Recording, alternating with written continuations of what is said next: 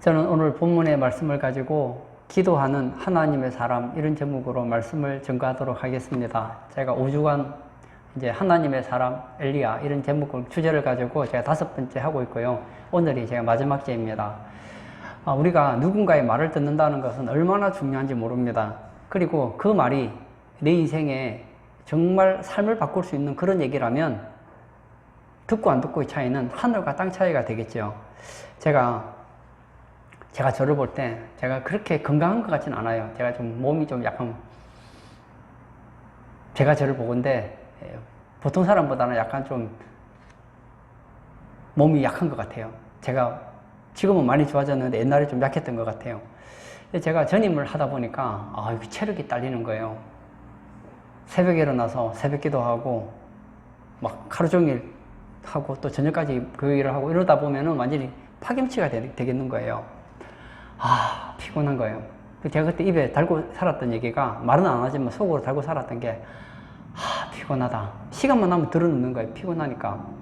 그런데 저랑 같이 있었던 교육자 중에 한 분이 얘기하던 중에 그때까지 저는 영양제가 뭔지를 몰랐어요. 영양제는 뭐 환자들이나 먹는 것이지 뭐 정상적인 사람은 영양제 먹는다고 생각을 안 했거든요. 밥이 보약이다. 그런 엉터리 같은 생각을 가지고 있었어요. 근데 이 목사님이 하시는 얘기가 자기는 꼭 먹고 싶은 영양제가 있다는 거예요. 그 뭐냐고 했더니 비타민C를 먹고 싶다는 거예요. 그래서 제가 그 많고 많은 영양제 중에 왜 비타민C를 먹고 싶습니까? 하고 물었더니 뭐 이런저런 얘기를 했는데 결론적으로는 이제 그분 얘기로는 뭐 많은 영양제가 있고 뭐 있지만 자기가 볼 때는 비타민C가 제일 중요하다 그러는 거예요. 근데 그게 그냥 지나가면 되잖아요. 듣고 스치고 지나가면 얘기인데 그게 저한테 딱 꽂히는 거예요. 대체 비타민C가 그때까지는 뭐 비타민이 뭔지도 잘 몰랐어요. 대체 비타민이 뭐길래 그것도 비타민 A도 있고 B도 있고 C도 있고 D도 있는데 왜 하필이면 비타민 C냐. 그래서 그때부터 한번 인터넷으로 비타민 C를 연구를 했어요. 왜냐면 그때까지 저는 영양제를 먹어본 적이 없었으니까 한 번도 안 먹어본 것 같아요. 그리고 비타민 C를 강의하고 다녔던 그 서울대학교 의대 교수인 이왕재 박사의 강의를 듣게 됐어요. 비타민 C 강의를. 글도 좀 읽다 보니까 비타민 C는 뭐 안 먹어도 되겠지만 먹으면 굉장히 건강에 유리하구나. 그걸 알게 됐어요. 한 가지 정보를 알게 됐어요. 그리고 나서부터 제가 비타민 C를 먹었어요. 그때부터 언제까지 먹었느냐? 지금까지 먹고 있어요. 그러던 어느 날 이제 나라에서 건강검진을 하잖아요. 그래서 제가 이제 건강검진을 하러 갔었어요. 그리고 이제 뭐 이렇게 하면서 이것저것 검사를 하다가 제가 한 세미나를 갔는데 요즘에 이게 혈관에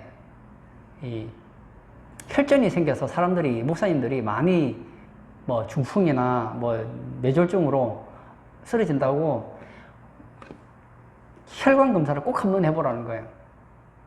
그래서 제가 뭐 그때가 혈관 검사는 뭐 필요하다는 생각도 안 했는데 그분 얘기를 듣고 한번 해봐야 되겠다 해서 이제 건강검진 하러 가는 김에 혈관 검사를 했어요. 했더니 제가 제 나이보다 10살 이상 젊은 거예요. 혈관이. 그 의사 선생님이 하신 얘기가 제가 제 나이 또래 사람보다 혈관이 굉장히 건강하대요. 그런가 보다 했는데 또 어떤 분이 또 양자기를 가지고 건강을 테스트 해줬는데 제 뇌를 검사를 했더니 제가 기억력은 그렇게 좋지는 않은데 제 뇌가 얼마나 좋으냐. 제 뇌가 10대예요. 10대. 굉장히 좋아요. 근데 제가 왜 이렇게 좋은가 생각했더니 뭐 여러 가지 이유가 있겠지만 가장 큰 이유는 비타민C를 제가 꾸준히 먹었다는 거, 그건 한 가지 확실한 것 같아요. 그리고 이번에 제가 한 목사님을 만났어요. 만났더니 이 목사님이 피부가 굉장히 좋아요. 내일 모레 60인데 피부는 진짜 저보다 더 좋은 것 같아요. 더 좋은 것 같아요. 그래서 저는 그분이 뭐 어떻게 건강관리하는지를 잘 몰랐어요. 몰랐는데 얘기하다가 나온 거예요.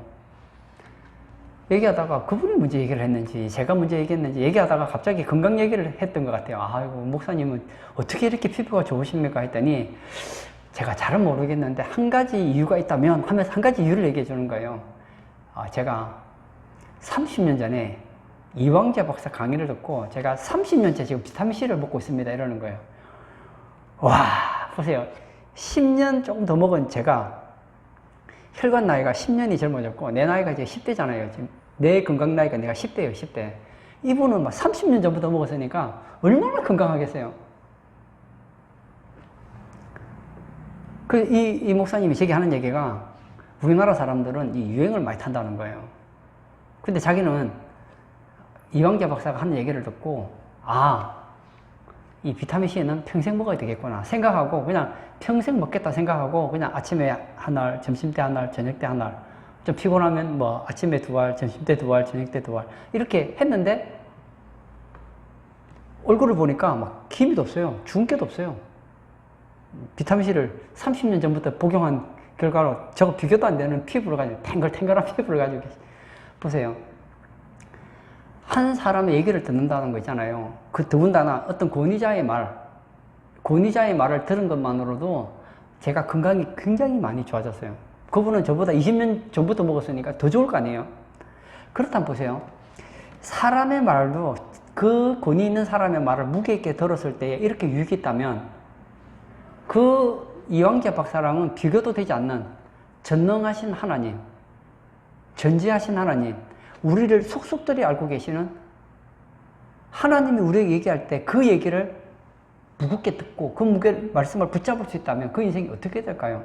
이건 생각이 안 되는 거예요.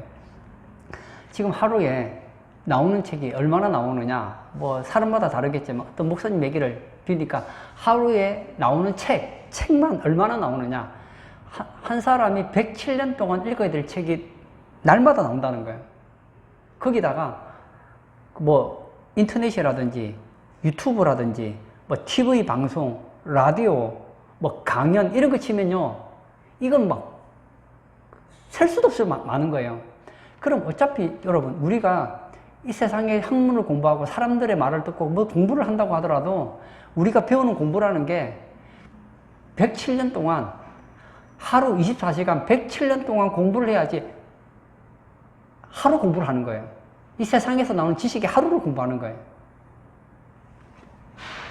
그렇게 107년 동안 뭐 살지도 못하지만 가난하게 태어나서부터 하루 24시간 동안 잠도 안 자고 107년 동안 공부해야지 겨우 우리가 얻을 수 있는 지식이 세상 지식이 하루밖에 안 되는 지식이라고 한다면, 그것도 뭐 유튜브라든지 뭐 뉴스라든지 TV 방송 뭐 다 빼고 그냥 책으로만 지식 하루치밖에 받을 수 없는 게 한계라고 한다면 우리가 어디에 집중해야 될까요? 세상 지식 여러분 너무 좋아하지 마세요. 저는요, 세상에서 성공하고 싶었어요. 그래서 제가 20대 때 성공학 책을 많이 읽었어요. 나폴레옹 힐이라든지 뭐 다양한 그 머피의 법칙 뭐 이런 책도 읽고 하여튼 좀 성공했다는 사람들이 글을 많이 읽었어요. 그런데 제가 지나놓고 보니까 그 사람에게는 맞는데 그 얘기 중에 상당히 많은 얘기는 저한테 적응이 안 되는 거예요. 그분들은 이미 천재고 나는 천재가 아니기 때문에 그 얘기를 들어도 나는 안 되더라고요. 나는 안 되더라고요.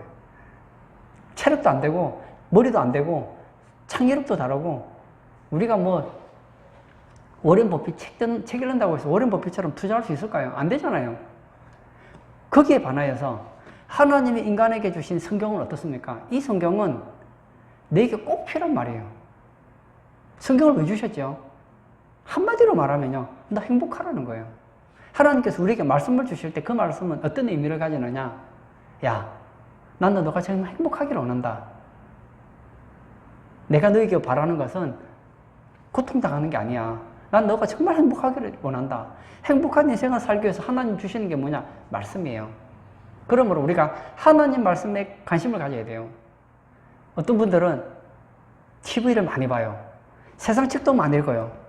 그리고 뭐 공부도 열심히 하러 다녀요. 근데 정작 그런 것들은 알면 좋지만 몰라도 그렇게 인생에 있어서 내가 공부해 보니까 죄송하지만 뭐 저도 학교 다니면서 공부를 했지만 뭐 함수, 미분, 적분 공부했는데요, 기억도 하나도 안 나고 함수가 인생 살아가는데 뭐 어떤 도움이 되는지 잘 모르겠어요. 대학 가는 데는 도움이 되는지 모르겠지만 인생 사는 데는 뭐 그렇게 큰 도움이 안 되더라고요. 제가 더하기 빼기 곱셈 나눗셈만 해도 되는데 물론 더 많이 하면 창의력은 좋아지는지 모르겠지만 내 인생을 그렇게 바꾸지는 못하더라고요.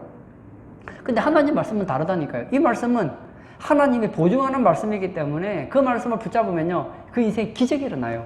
하루는 엘리야에게 하나님 말씀이 임합니다. 근데 엘리야는 그 하나님 말씀을 한 귀로 듣고 흐리지 않았어요. 그 말씀 붙잡았습니다. 하나님께서 말씀하세요. 엘리야야, 이 하나님, 아합에게 가서 내가 말하지 않으면, 나의 말이 없으면 이 땅에 3년 6개월 동안 비가 내리지 않는다고 말해라. 그 말을 무게 있게 들어요. 그래서 순종을 했어요. 죽을지도 모르는데 순종을 해요. 안 죽어요. 그때부터 하나님께서 이제 엘리야를 책임지는 거예요. 엘리야에게 말하는 거예요. 야, 그리 시내가로 가라. 갔어요. 이제는 뭐 먹을 게 있나요? 아무것도 없는데, 그리 시내가에 뭐 물밖에 없는데, 내가 너로 하여금 까마귀를 통해서 떡과 고기를 주어 먹게 살게 하겠다. 엘리야가 하나님 음성을 들으니까 이제 배고플 일이 없는 거예요. 왜냐? 먹는 문제를 하나님 책임지는 거예요. 제가 좋아하는 말씀이 있는데요. 여러분도 한번 암송해 보세요. 너희는 먼저 그의 나라와 그의 의를 구하라. 그리하면 이 모든 것을 너희에게 더하시리라. 엘리야가 하나님 음성 듣고 하나님 말씀대로 살겠다 결심하니까 먹고 사는 문제를 하나님이 책임지는 거예요. 이 그리 시내가에서 까마귀가 주는 이 떡과 고기를 먹고 삽니다. 근데 얼마 지나지 않아서 뭐 얼마나 됐는지는 몰라요. 뭐 몇 달이 됐는지 뭐 몇 년이 됐는지 그건 모르겠지만 하여튼 얼마 지나지 않아서 이 그리 시내가의 물이 말라요. 이제 물도 없어요. 까마귀가 예를 들어서 뭐 떡과 고기는 가져올 수 있겠죠. 까마귀들아, 떡과 고기를 갖다 줘라. 갖다 줄 수는 있지만 여러분, 물 없이 떡과 고기만 먹고 어떻게 살아요? 그럼 목막히 죽을 텐데. 그때 하나님께서 또 말씀하시는 거예요. 사르밧으로 가라. 엘리야에게는 사르밧으로 가라는 하나님 음성이 들리는 거예요. 또 갑니다. 갔더니 한 과부가 있는 거예요. 그에게 가서 말해라. 무슨 말을 전할까요? 그 기름 조금과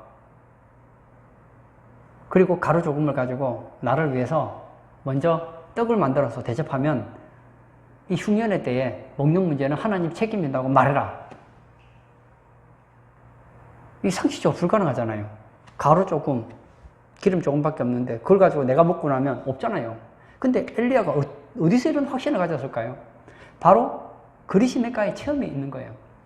상식적으로 생각해 보세요. 그 흉년이 때면 까마귀들은 배 안 고플까요? 그럼 제가 만약 까마귀라면 그럴 것 같아요. 나도 배고파요. 그러면 나도 고기 먹고 싶고 나도 떡 먹고 싶은 거예요. 근데 까마귀가 자기가 먹어야 되는 그 어디서 구했는지는 모르겠지만 하여튼 그 떡과 고기들을 가지고 까마귀들이 때를 지어서 식사 때만 되면 이 엘리야에 갖다 주는 거예요. 아, 처음에 말이 안 되죠. 말이 안 돼. 아니 까마귀들이 식사 시간마다 먹을 걸 갖다 준다. 이게 말이 되냐? 근데 하나님 말씀 순종했더니 하나님이 그 말씀에 책임을 지는 거예요. 여러분, 이 말을 오해하시면 안 돼요. 여러분, 세상의 책은요, 책임 안 져요. 제가 예전에 읽었던 책 중에 너무 인상적인 책이 있었어요. 제가 옛날에 성공학 책을 많이 읽었거든요. 그 책에 보니까 그분이 그런 얘기를 하시더라고요. 그 책이 그나마 정직한 책이었어요. 책을 쓰면서 그 책에서 이제 뭐라 그러죠? 청중들과 대화하는 내용을 담았던 그런 책이었던 것 같은데요. 그 책 그런 얘기가 있어요. 우리가 만약 선생님의 책을 읽으면 과연 선생님처럼 성공할 수 있을까요? 못한다는 거예요. 왜 못하냐고 물었더니 정말 성공하기 비결은, 정말 성공할 수밖에 없는 그 비결들은 책에 안 쓴다는 거예요. 그리고 정말 모든 사람이 공감할 수 있는 내용은 책에 담을 수 없다는 거예요. 진짜 나만이 가지고 있는 그 성공의 비결을 만약에 책으로 쓰면 어떻게 되느냐? 그 사람은 나쁜 사람이 돼요. 여기 보세요. 어떤 책이 있는데 모든 사람이 읽어서 다 좋은 책이다. 그럼 그 책은 좋은 책이 아니라는 거예요. 그래서 자기는 정말 자기만이 알고 있는 그 특별한 그 노하우는 내가 어떤 얘기를 해도 그 얘기를 듣고 나에서 오해하지 않는 사람에게만, 특별한 사람에게 그 지식을 전수한다는 거예요. 그러면 그 사람은 된다는 거예요. 그러나 책은 보편타당한 사람들을 위해서 쓰기 때문에 보편타당한 사람들을 위해 쓴 그 책에는 정말 사람들이 보면 공감하고 감동은 받을지 모르지만 그 책대로는 절대 순응할 수 없다는 거예요. 여러분 이거 잊지 마세요. 제가 설교학 과목을 듣고 제가 배운 게 있어요. 그 설교학 교수님께서 설교에 대해서 이렇게 궁시렁궁 얘기를 해줘요. 근데 그렇게 배워가 설교가 되느냐? 안 돼요. 플러스 알파가 있어야 돼요. 근데 하나님 말씀은 하나님 말씀의 약속을 보장하기 때문에 하나님 말씀 붙잡고 가면 세상의 책은요, 그 책만 가지고 안 돼요. 지식은 책으로 가능하겠지만 어떤 인생을 바꾸는 그런 특별한 노하우들은 책을 통해서는 배울 수 없다니까요. 그게 안 돼요. 안 돼. 여기서 엘리야는 깨닫게 됩니다. 아, 하나님이 한번 말씀하신 건 되는구나. 근데 약간 차이가 있죠. 까마귀들은 있는 것을 가지고 왔어요. 근데 이번에 하나님께서 엘리야를 연락시키는 방법은 뭐냐? 이제 그게 아니에요. 이제는 없는데도 만들어진다는 거예요. 엘리야가 처음 생각할 때는 아니, 까마귀들이 때를 지어서 식사 때마다 먹을 것을 갖다 준다. 떡과 고기를 가져다 준다. 이거 어디서 구하냐? 그리고 그걸 왜 나한테 갖다 주냐? 까마귀들이 내가 여기 사는지 그리 시내가에 있는지 어떻게 알고 갖다 주냐? 근데 갖다 주는 거예요. 아, 이게 된다면 가루와 기름을 내가 먹고 상식적으로 한번 먹고 나면 가루와 기름이 떨어져서 없어져야 되지만 이것도 하나님이 책임지시겠구나 한 확신을 가지게 되더라는 거예요. 여러분, 신앙생활 할 때 감동적인 게 뭐냐? 우리가 하나님 믿고 살아가면 하나님께서 우리 인생 가운데 기적을 많이 일으키세요. 근데 그 기적의 재료가 뭐냐? 부족이에요. 우리는요, 신앙생활 하면서 부족하지 않기를 원합니다. 근데 모든 게 다 있으면 기적이 필요할까요? 사복음서라든지 사도행전에 보면 기적이 많이 일어나는데 그 기적을 일어났던 사건들을 보면 결핍, 부족해서 기적이 일어나는 거예요. 하나님께서는 우리 인생 가운데 일부러 우리 인생에 결핍을 많이 허락하세요. 왜 결핍을 허락하시느냐? 그 부족한 부분을 하나님의 능력으로 채우시는 거예요. 그래서 우리에게 뭘 키워주고 싶으냐? 아, 하나님은 살아계시구나. 하나님 말씀을 듣는 건 절대 손해가 아니구나. 하나님은 한 번 하신 말씀을 지키시는구나. 이것을 성경을 통해서 하나의 지식으로 아는 것이 아니라 체험적인 지식으로, 경험적인 지식으로 알게 하기를 원한다는 거예요. 그 엘리야가 말을 하죠. 이제 사르밧 가부의 차례입니다. 사르밧 가부가 무슨 생각을 했는지 잘 모르겠어요. 그러나 분명한 것은 엘리야의 말을 듣고 먼저 엘리야를 대접했어요. 그런데 신기하게 다시 보니까 가루가 또 있는 거예요. 분명히 기름을 가지고 떡을 만든다고 기름을 썼는데 기름이 또 있는 거예요. 써도 끝나지 않는 거예요. 언제까지? 흉년의 때까지 끝나지 않는 거예요. 그리고 이제 그 여자 그 과부의 집에서 이제 다락방에서 엘리야가 살고 있었는데, 아, 이제는 뭐 먹는 문제도 해결되고 잠자는 문제도 전보다 좋아졌어요. 전에는 시내가에서 샀으니까 길거리에서 잤는데 이제는 이제 다락방에서 잘 수 있으니까 이제 그나마 이제 집도 있고 먹는 문제도 해결되고, 전에는 뭐 까마귀가 주는 발톱에 들고 오는 더러운 걸 먹었는데 이제는 깨끗하게 먹으니까 그나마 괜찮은 것 같아요. 근데 또 문제가 생겼어요. 뭐죠? 이 과부의 아들이 죽은 거예요. 또 다른 숙제예요. 처음에 엘리야가 만났던 위기는 뭐죠? 먹을 게 없다는 거예요. 그러나 이건 조금 수준이 낮아요. 왜냐? 가지고 오면 되니까. 근데 두 번째 엘리야가 당했던 시험은 조금 더 어려워요. 왜 더 어렵냐? 이제는 신랑 보존의 법칙과 어긋나는 법칙을 하나님께서 말씀하시니까 그런 거예요. 왜냐? 이거 상식적으로 먹으면 먹을수록 작아져야 되는데 먹어도 똑같아지니까, 먹으면 먹을수록 더 많아지니까 이게 이상한 거예요. 이런 경험을 했어요. 근데 세 번째는 어떤 경험을 하게 하느냐? 이제는 사람이 죽었습니다. 엘리야 이전에는 죽었던 사람이 살아난 경우가 단 한 번도 없어요.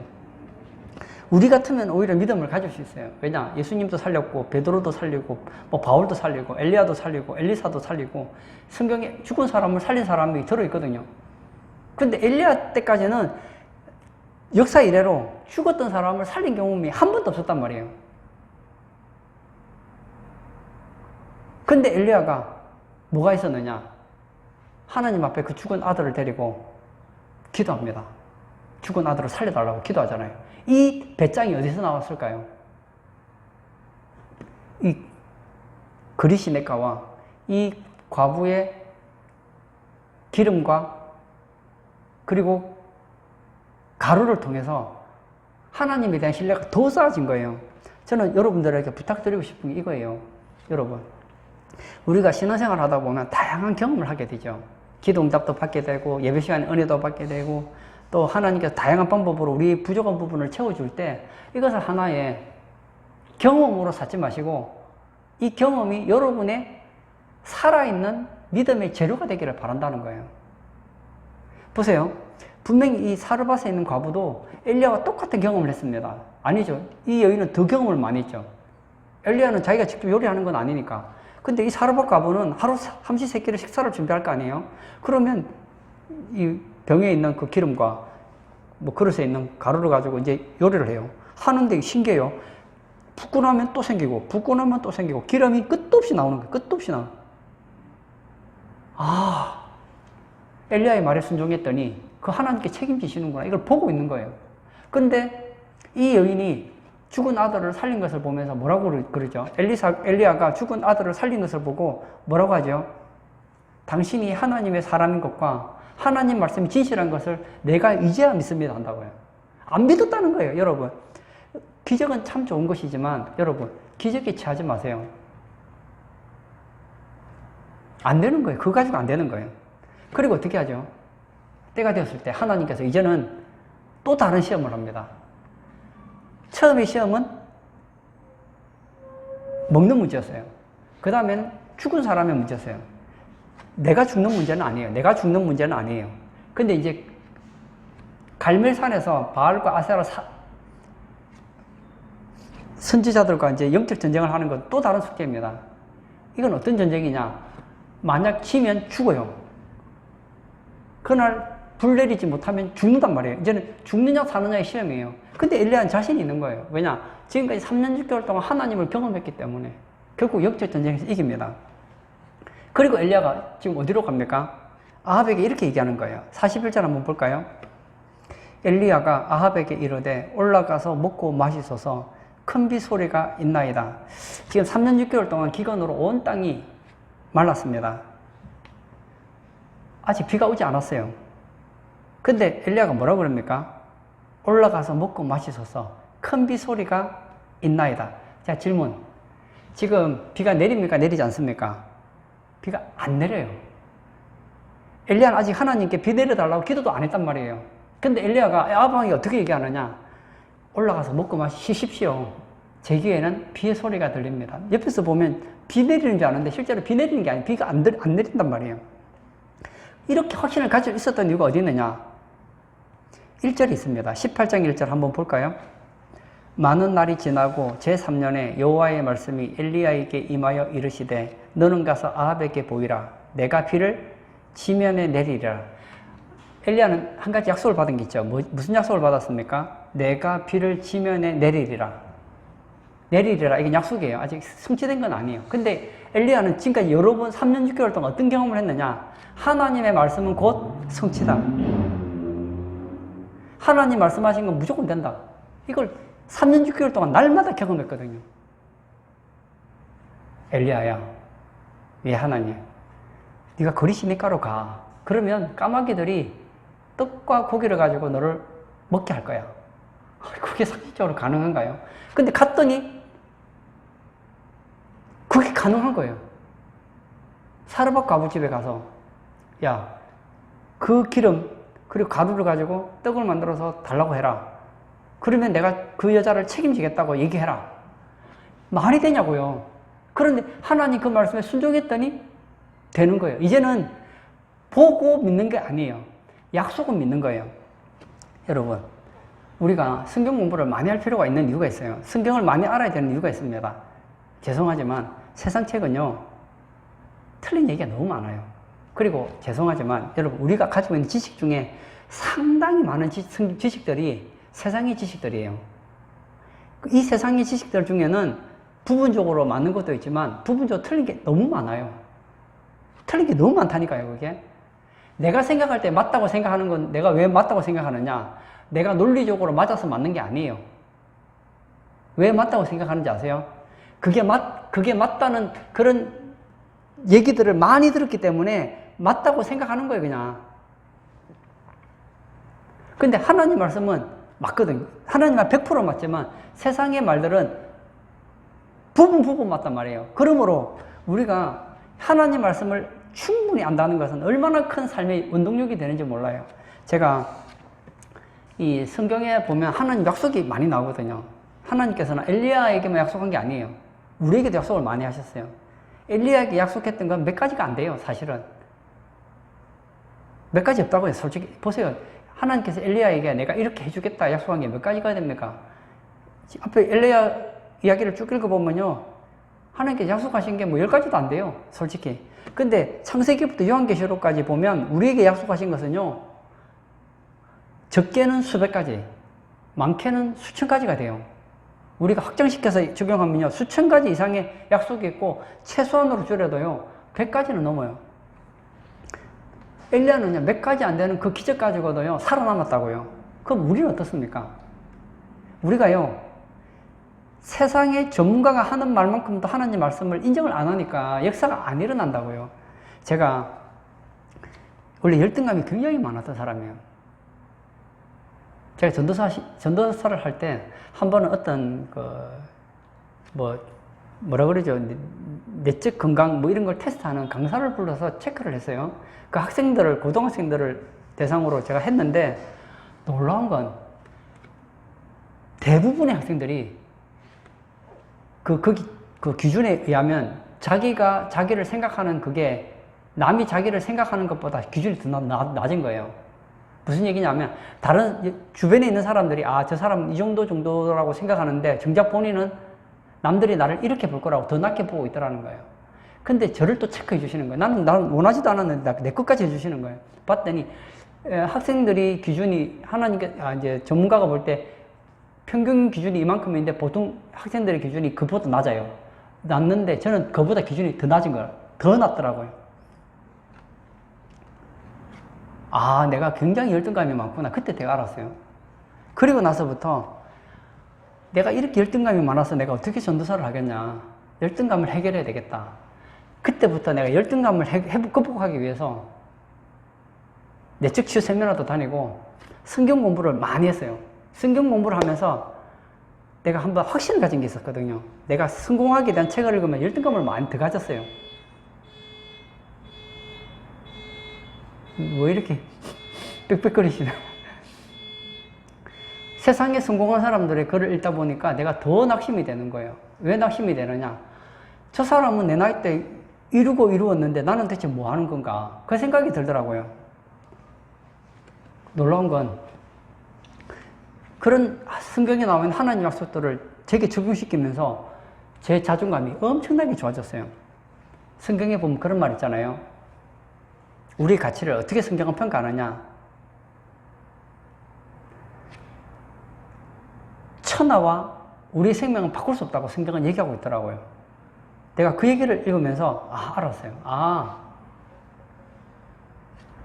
나라는 존재는 이 세상에 있는 천하와도 바꿀 수 없는 존재구나. 야, 내가 그래 갖춰. 이 세상에 있는 모든 걸 다 줘도 나 하나하고 바꿀 수 없는 존재가 나구나. 성경을 또 깨달았어요. 그리고 나서부터 내가 TV에 나오는 그 엉터리 뉴스를 보고 내가 사람에게 점수 매기는 걸 내가 거부했어요. 어떤 사람들이 그런 얘기 하더라고요.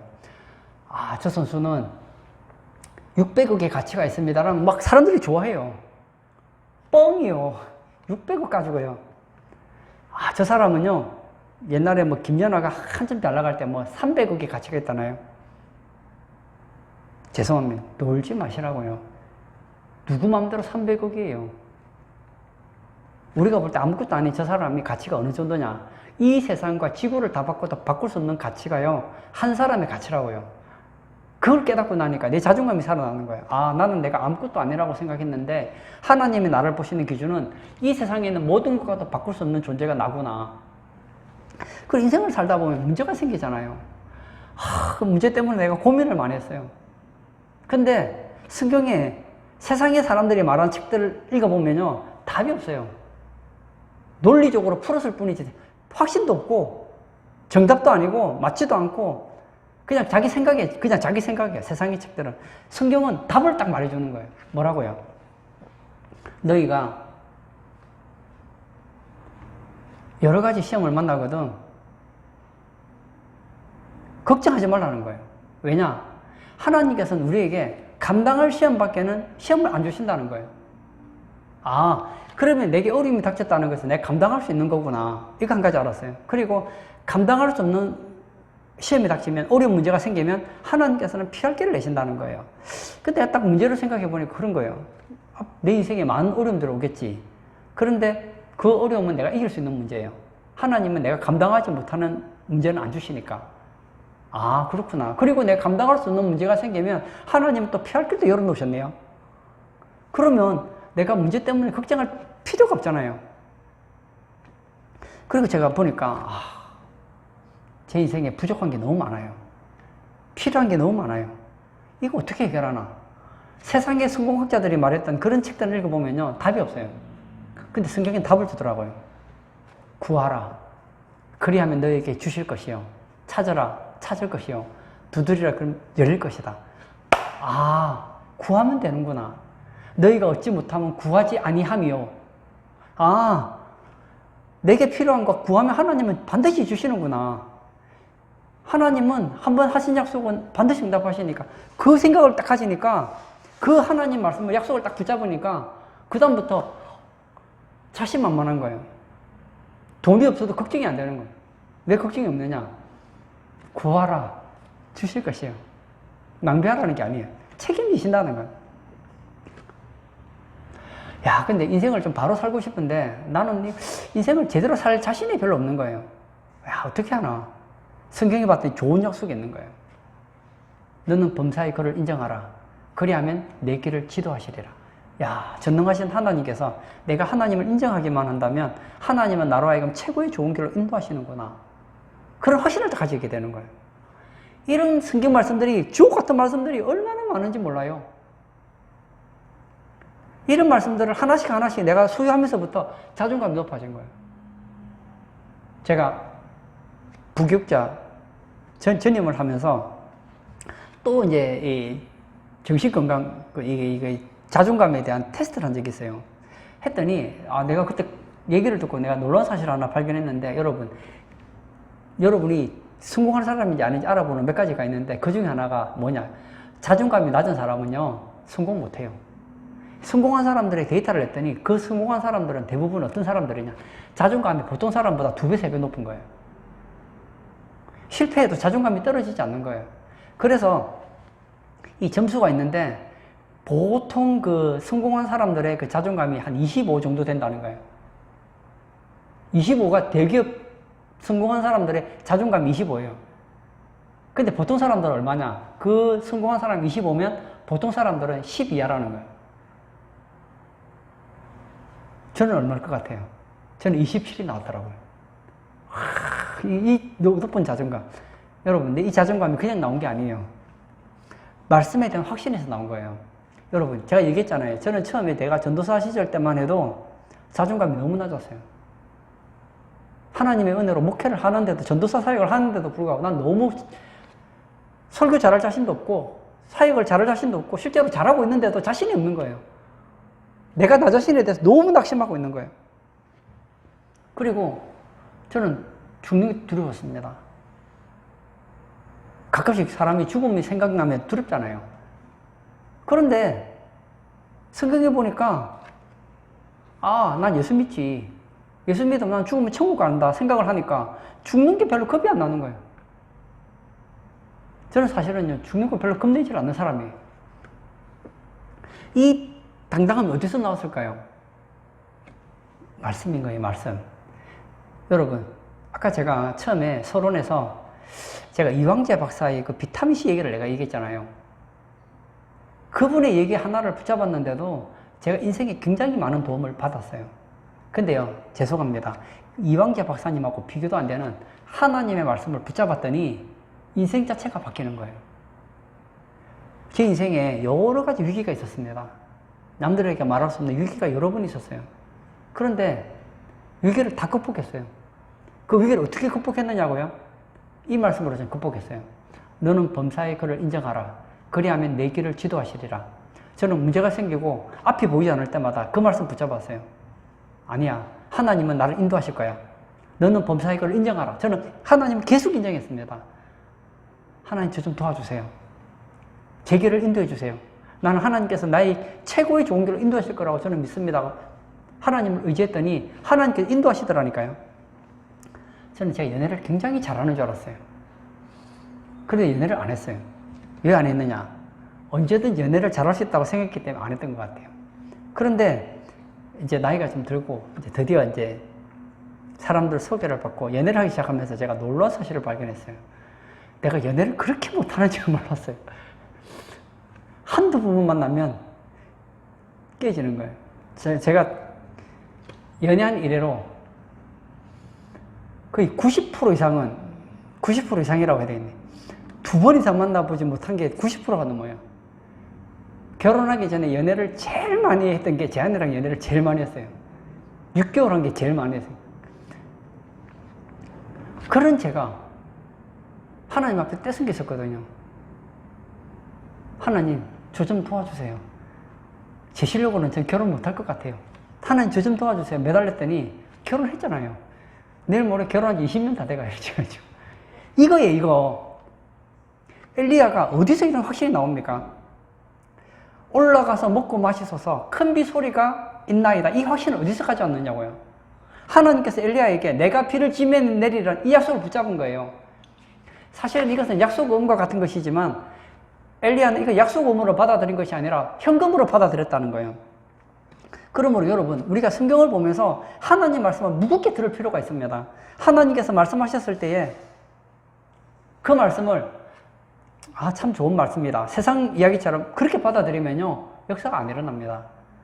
제가 아까 했던 얘기를 거꾸로 한번 뒤집어 볼까요? 너는 범사의 그를 인정하지 말라. 그리하면 그가 너를 이라. 그렇게 되는 거 아니에요. 여러분, 우리가 하나님 인정 안 하면요, 하나님 우리 인생 책임 안 지십니다. 구하지 말라. 그러면 받지 못할 것이요. 찾지 말라. 그러면 찾지 못할 것이요. 두드리지 말라. 그러면 열리지 않을 것이니 구하지 않는 이마다 받지 못할 것이요. 그거 아니에요. 하나님께서 아무리 우리 약속해 주셔도 약속을 붙잡지 않으면 내게 안 된단 말이에요. 엘리야는 기도합니다. 어떻게 기도합니까? 믿음으로 기도합니다. 한번 보세요. 사원에게 묻습니다. 사원을 한참 기도하다가 사원을 부르죠. 그리고 묻습니다. 뭔가 보이는 게 있느냐? 아무것도 없습니다. 다시 올라가라. 산 올라가서 다시 봐라. 보고 뭐가 있는지 없는지 보고 와라. 몇 번을 부릅니까? 7번까지 다시 가라 그럽니다. 기도하고 본인은 계속 기도하니까 기도하면서 사원에게 올라가서 산꼭대기 올라가서 지금 하늘에서 무슨 비가 올 징조 같은 게 보이는지 보고 오라는 거예요. 그리고 나서 손바닥만한 구름을 보게 돼요. 그러자 뭐라고 합니까? 아방에게 가라. 그리고 이렇게 얘기하죠. 한번 볼까요? 44절. 7번째 이르러서는 그가 말하되 바다에서 사람의 손만한 작은 구름이 일어나나이다. 이르되 올라가 아합에게 말하기를. 엘리야는 기도해야 되니까 아직 비가 내린 건 아니에요. 아합에게 말하기를 비에 막히지 아니하도록 마차를 갖추고 내려가소서. 내려가라는 거예요. 실제로는 엘리야가 본 건 뭡니까? 사원을 통해서 들은 얘기는 손바닥만한 구름이에요. 손바닥만한 구름에서 비가 내려본다. 그게 얼마나 내리겠어요? 그런데 엘리야는 그 손바닥만한 구름에서 뭘 봅니까? 이 이스라엘 대지를 적시는 큰 비를 보고 있는 거예요. 여러분, 믿음이란 무엇인가? 최악의 상황에서 최상을 볼 줄 아는 거예요. 모든 사람들이 죽는다고 소리 지르는데 엘리야는 안 죽습니다. 하늘을 바라보면서 사람들은 낙심합니다. 3년 6개월 동안 비가 안 왔으니 내일도 비가 오지 않겠네. 근데 엘리야는 다른 거예요. 눈에는 보이는 것이 없지만, 귀에는 지금 아무 비소리가 들리지 않지만, 손에는 아무것도 잡히는 것이 없지만 엘리야에게는 확신이 있는 거예요. 믿음의 눈으로 보는 거예요.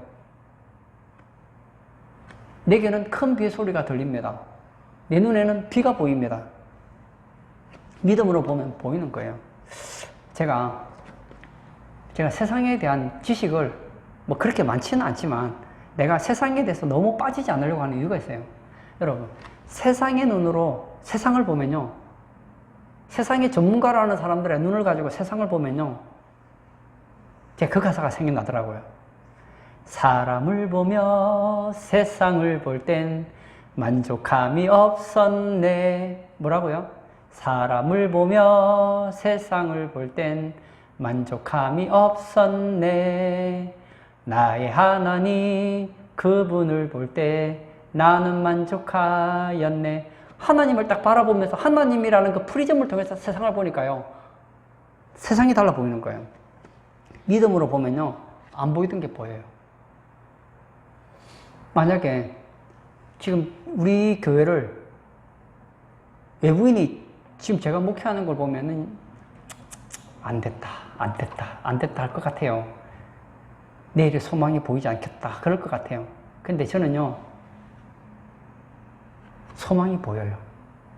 왜 보이는지 아세요? 하나님이라는 프리즘을 놓고 보니까요, 믿음으로 보니까 보이는 거예요. 하루는 모세가 이스라엘 백성들을 데리고 이제 가나안을 가려고 하는데 이스라엘 지도자들이 와서 얘기를 합니다. 가는 것도 좋은데 한번 정탐 한번 하고 그리고 가면 어떨까요? 좋지. 가서 하나님이 약속하신 적과 꼴이 얼마나 좋은지를 보고 온다면 확신 가지겠지. 그러면 더 가고 싶겠지. 그래 12명의 정탐꾼을 보내요. 12명의 정탐꾼이 보고 와서 보고를 하죠. 이스라엘 앞에서 보고하는데, 야, 하나님 말씀은 맞습니다. 그런데 그들은 거인이고 우리는 메뚜기 같아요. 우리는 안 됩니다. 뭘 본 거죠? 환경을 본 거예요. 그 얘기를 듣고 이스라엘 백성들이 마음이 다 요동쳐버린 거예요. 가데스 바네아에서 마음이 다 낙심이 돼버린 거예요. 그때 여호수아와 갈렙은 다릅니다. 맞습니다만 하나님이 우리와 함께 하시면 우리는 넉넉히 이깁니다.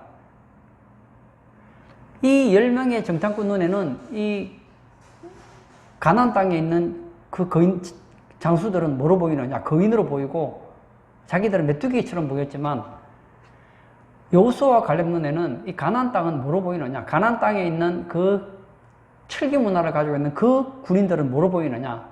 밥으로 보이는 거예요. 나는 사람이고 이스라엘 사람들은 사람이고 그 사람들은 밥 반찬인 거예요. 반찬. 별것 아니라는 거예요. 뭐가 차이가 있습니까? 보는 눈이 다른 거예요. 하나님께서 이스라엘 백성들에게 내가 가나안 땅을 주겠다 약속을 했어요. 그러면 그걸 믿음으로 받아들이면 그 눈으로 세상을 보면 달라진다니까요. 지금 우리나라가 지금 코로나 때문에 굉장히 힘듭니다. 힘들어요. 교인들도 많이 줄고 있고. 근데 저는 기도하면요, 별로 걱정이 안 돼요. 제가 코로나 놓고 기도를 하고 있거든요. 왜 걱정이 안 되느냐? 여러분, 기도 응답은 아주 심플해요. 심플해요. 제 얘기 한번 들어보세요. 지금 코로나 없애달라고 수많은 사람들이 기도를 하고 있어요. 교회 다니는 많은 분들이 코로나 없애달라고 기도를 하고 있어요. 근데 안 없어져요. 왜 안 없어질까요? 있는 게 낫기 때문에 안 없어지는 거 아니겠어요? 지금 당장은 코로나가 있는 거 힘들지 모르겠지만 결과적으로 하나님의 거대한 계획에서 볼 때는 코로나 있는 것이 하나님의 나라가 이 땅에 임하는 가장 빠른 길이기 때문에 하나님께 허락하시는 거 아닐까요? 그렇습니다. 인생은 무슨 싸움이냐? 보는 싸움이에요. 사람은 보는 대로 믿어요. 사람의 말로 세상을 보느냐, 하나님의 말씀을 붙잡고 믿음의 눈으로 보느냐, 이 싸움이란 말입니다. 오늘 성경에 보면 엘리야가 기도하는 특징이 나오는데, 엘리야는 땅에 꿇어 엎드려 얼굴을 무릎 사이에 놓고 기도했다, 이렇게 얘기를 하고 있습니다. 이스라엘 백성들이 기도할 때는 두 가지 방식으로 보통 기도해요. 서서 손을 들고 기도하는 방식이 있고, 하나는 무릎을 꿇고 기도하는 방식이 있어요. 엘리야는 지금 어떻게 기도하느냐? 무릎 꿇고 머리를 무릎 사이에 놓고 기도합니다. 이것은 절박한 기도, 그리고 간절한 기도를 의미해 줍니다. 엘리야의 기도에 대해서 이렇게 얘기를 하고 있어요. 그가 비가 오지 않기를 간절히 기도한 적 비가 오지 않았다. 그리고 그가 간절히 기도한 적 비가 왔다. 그렇게 얘기를 하고 있거든요. 야고보 감독은 기도의 사람이었는데 그 야고보 감독이 엘리야의 기도를 평가하기를 그는 어떤 기도의 사람이었느냐? 간절히 기도하는 사람이었다. 왜 간절히 기도해야 되느냐? 오늘 만약 비가 안 오면 내일 또 비 오면 되지. 그게 아니에요. 비가 안 오면 엘리야는 죽어요. 아합왕한테 세상 말로 뻥쳤기 때문에 죽어요. 조금 전에 무슨 얘기했죠? 올라가서 먹고 마시소서. 제게는 큰 비 소리가 들립니다 했어요. 그리고 하늘에 손바닥만한 구름이 딱 생기니까 야 올라가서 먹고 마시고 있는 아합왕에게 빨리 내려가세요. 이제는 이제 비가 쏟아집니다. 이제 내려가십시오 했어요. 지금 한 나라의 왕을 상대로 지금 거짓말 친 거 아니에요 지금? 아니 왕 보고 제게는 비 소리가 들립니다. 뭐 이제 비가 쏟아지니까 내려가십시오 했는데 만약 비가 안 내리면 어떻게 돼요? 죽는 거예요 그러면. 여러분 엘리야는 하나님 약속을 붙잡았기 때문에 이제 자유하기 때문에 아무렇게나 기도한 게 아니에요. 약속을 붙잡았기 때문에 더 간절한 거예요. 왜 간절하냐? 이루어져야 되기 때문에. 여러분 하나님께서 우리에게 기도하다 보면 약속을 주실 때가 많아요. 여러분도 기도하다 보면 약속 받을 때가 있잖아요. 약속을 왜 주실까요? 포기하지 말고 더 간절하게 기도하라는 거 아닙니까? 근데 우리는 어떻게 생각하느냐 하면 약속을 주면 이 받았으니 끝났다 생각하는데 끝난 게 아니에요. 이제부터 시작인 거예요. 보세요. 하나님 약속 안 줘도 되는데 왜 약속을 왜 줍니까? 아니 우리가 기도하면 결과가 되면 응답을 보면 되는데 왜 그 이전에 약속이라는 과정을 거치게 하느냐고요. 그 이유는 간단해요. 지금 당장 응답이 없는 것 같아도 포기하지 말고 더 간절하게 그 약속이 있으니 약속 붙잡고 간절하게 기도하라는 거 아니에요. 신앙생활에 간절함이 얼마나 중요한지 모릅니다. 여러분 엘리야는 지금 생과 사가 기도에 달려있는 거예요. 지금 응답 안 되면 죽는 거예요. 죽는 거예요. 그런 의미에서 우리에게 어려움이 있다는 것은 상당히 좋습니다. 저는 우리가 어려움 있기를 원하진 않지만 어려움이 있으면 뭐가 생기느냐? 간절함이 생겨요. 저도 제 인생에 여러 번의 위기가 있었거든요. 위기가 닥치니까 얼마나 간절한지 몰라요. 더군다나 나는 결혼까지 했는데 그 위기 앞에서 하나님이 도와주시지 않으면 약속은 받은 게 있는데 현실은 지금 완전 바닥을 치게 생겼어요. 약속과 현실의 그 갭이 너무 큰 거예요. 근데 그 약속을 생각하면 문제는 해결된 것이고 현실을 보면 이제 얼마 지나지 않으면 나는 이제 죽어야 돼요. 그런 이 절박함 가운데서 한 가지 내게 간절함을 가지고 포기하지 않게 할 수 있었던 게 뭐냐? 바로 약속이었어요. 그 약속을 붙잡고 간절해지는 거예요. 죄송하지만 배가 부르면 기도하지 않습니다. 여러분, 내가 하는 일이 다 잘 되는 사람은요, 대체로 기도를 안 해요. 기도하지 않는 정도가 아니라 교만합니다. 따라서 기도하지 않는다는 것은 교만하다는 것을 의미합니다. 엘리야는 조금 전에 어떤 일이 있었느냐? 바알과 아세라 선지자들과 함께 갈멜산에서 영적 전쟁을 해서 그들을 다 처단했습니다. 이스라엘 백성들이 엘리야를 지금 우르르 보고 있는 기점 아닙니까? 그런데 엘리야는 그때 그 영웅주의에 취해서 야, 역시 난 달라. 그렇게 한 것이 아니라 어떻게 했다고요? 더 간절해지더라는 거예요. 여러분, 성공하는 것도 어려워요. 어떤 분야의 전문가가 되는 것도 어렵지만 그 1인자 자리를 지키는 건 더 어려워요. 한때 지금은 이제 은퇴했지만 한때 김연아가 그 피겨에서 세계 1위 여왕이라는 이름을 가지고 있었잖아요. 근데 그 1인자의 자리를 가지고 계속 그 자리를 유지하기 위해서 하는데 그게 얼마나 힘든 싸움이었는지 몰라요. 물론 뭐 러시아에서 올림픽 할 때 은메달을 따고 이제 무대를 그만뒀잖아요. 이상화 선수는 어떻습니까? 거기도 막 스피드 스케이팅 할 때 세계 1위였지만 그 1초 2초 때문에 발목에 뼈가 부러지고 파편이 있고 이런 가운데서도 막 더 열심히 하는 모습을 보여주잖아요.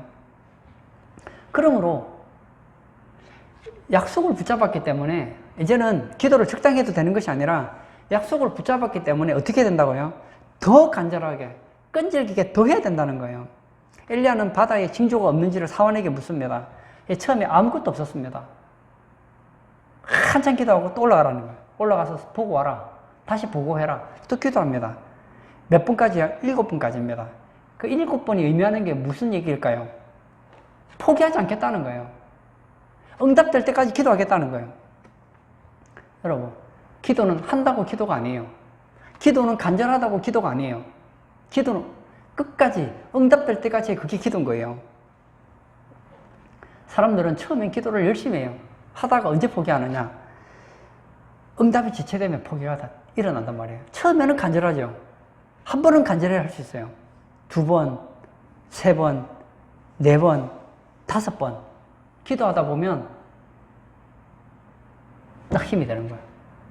약속은 있는데 약속을 놓쳐버리는 거예요. 제 기도의 철학이 있습니다. 뭐 철학이라는 말이 좀 그런데 제게는 기도에 대한 한 가지 확신이 있는데요. 그게 뭐냐? 기도에서 빨리 응답되는 것은 빨리 응답되는 게 좋은 것이고, 빨리 응답 안 되는 것은 빨리 응답 안 되는 것이 좋은 것이다. 이게 제가 기도에 대한 제 나름 기도에 대한 정의예요. 그래서 저는 기도하다가 빨리 응답되면 너무 감사합니다. 왜냐? 그럼 빨리 응답돼야 되는 거니까 빨리 받으니까 얼마나 좋아요. 근데 기도했는데 빨리 응답이 안 된다. 그건요, 응답 안 되는 게 더 좋은 거예요. 제가 사실은 그 결혼을 빨리 하고 싶었는지 20살 때부터 결혼을 걷게 됐어요. 아직 결혼 안 한 분이 있다면 내가 부탁하고 싶어요. 좀 늦었지만 지금부터라도 기도하세요. 20살부터 해도 30대 결혼할까 말까요. 저를 보니까. 그래서 제가 제 마음 같아서는 20대 중반 정도에 이제 결혼하려고 했었어요. 그리고 나서 저는 연애도 못했지만 저는 결혼을 전제한 연애를 했거든요. 와, 얼마나 많이 차이는지. 추락하는 것은 날개가 있다. 여러분, 101번째 프로포즈가 무슨 말인지 아세요? 나는 그 말이 무슨 말인지를 알아요. 저는 한편으로 너무 그때 마음이 상했거든요. 왜 기도를 이렇게 간절히 하는데 하나님께서 결혼을 빨리 안 시켜주시나? 나는 빨리 결혼해서 가정을 이루고 싶은데 왜 안 도와주시나? 그래서 제 나이 33살에 제가 11월 1일에 내가 결혼을 했잖아요. 했는데 지금 돌이켜서 그때를 돌아보니까 야, 결혼 빨리 했으면 아내도 힘들고 나도 힘들었을 것 같아요. 왜냐, 내가 여자를 너무 모르는 거예요. 나는 결혼을 하겠다는 그 목적만 있었지 어떻게 해야지 여자에게 잘하는 법도 모르고, 그리고 결혼 생활을 어떻게 하는지도 잘 몰랐던 것 같아요. 나는 결혼을 책으로 공부했지 경험으로 연애도 해본 적이, 책으로 나는 연애를 알았고 책으로 결혼을 알았지 실제 결혼이 뭔지도 잘 모르고 있더라고요. 그런데 30대 초반에 결혼을 하고 나서 보니까 그때가 최고의 적정기더라고요. 맞아요. 바로 그거예요. 하나님께서는 엘리야의 기도를 외면하지 않으셨습니다. 응답하셨습니다. 언제 응답하시죠? 엘리야가 끝까지 포기하지 않고 기도했더니 하나님께서는 가장 좋은 것을 응답해 주셨다는 거예요. 여러분, 지금도 하늘문은 열립니다. 하나님의 사람에게 빠뜨릴 수 없는 무기가 있다면 바로 그것이 기도예요. 하나님의 사람이 기도를 놓았다. 야, 이건 너무 많은 걸 놓친 거예요. 저는 어떤 분들은 교회 생활하면서 기도하자 그러면은 부담을 느껴요. 아, 왜 자꾸 기도하자 그러냐고. 아닙니다. 기도는요, 누가 하라고 해서 하는 게 아니에요. 내가 살려고 하는 거예요. 예를 들어서 뭐 그런 데는 없지만, 지금 여기 김포잖아요. 여기 그 우리 김포 주민센터에서 얘기하는 거예요. 내일 아침 9시에 주민센터에 오는 사람은 9시마다 내가 우리 주민센터에서 100만 원씩 주겠습니다. 날마다 100만 원씩 주겠습니다. 내일 오십시오. 그럼 100만 원 주겠습니다. 그 얘기를 해요. 그 얘기를 들을 때 귀찮아 죽겠네. 왜 자꾸만 100만 원 준다고 자꾸 오라는 거냐. 난 가고 싶지도 않은데 자꾸 스트레스를 주네. 그게 스트레스 받을 일이에요? 아니잖아요. 가면 100만 원이 생긴다니까요. 얼마나 좋아요. 하나님께서 왜 기도하라고 그러십니까? 기도하면 응답이 되니까. 여러분, 신앙의 진수를 알면요, 누가 하라고 해서 하는 게 아니에요. 기도 왜 합니까? 속된 말로 하면요, 나 좋으라고 하는 거예요. 만약 하나님께서 야, 너 기도하는 거 힘들지, 나 앞으로 응답 안 할 테니까 나 앞으로 기도하지 마라. 주님, 할 수만 있거든 이 자를 내게서 옮겨가시옵소서. 제가 그리 된다니까. 지금 왜 기도를 부담스러워합니까? 기도는 천국 열쇠인데.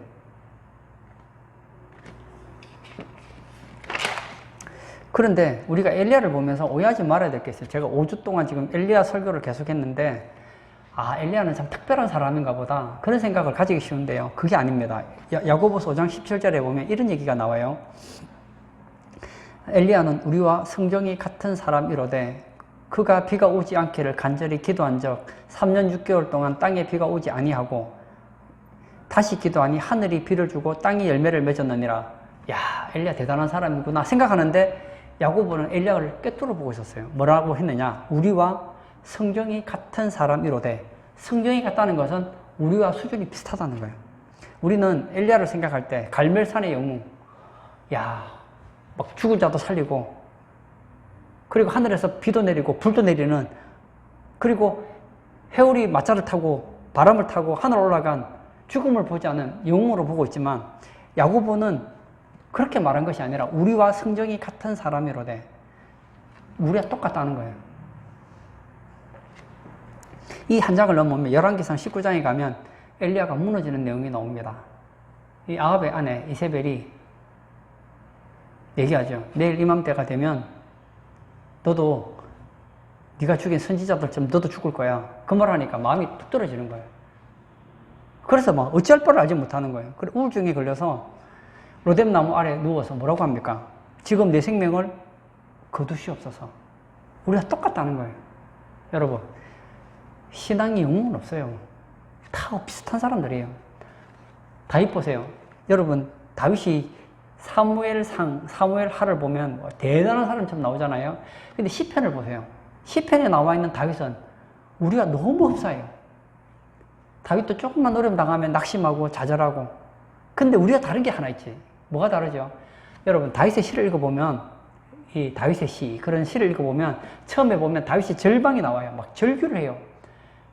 근데 제일 끝에 보면 다윗이 문제가 해결된 것처럼 하나님을 찬양하는 내용으로 거의 끝내거든요. 무슨 얘기냐?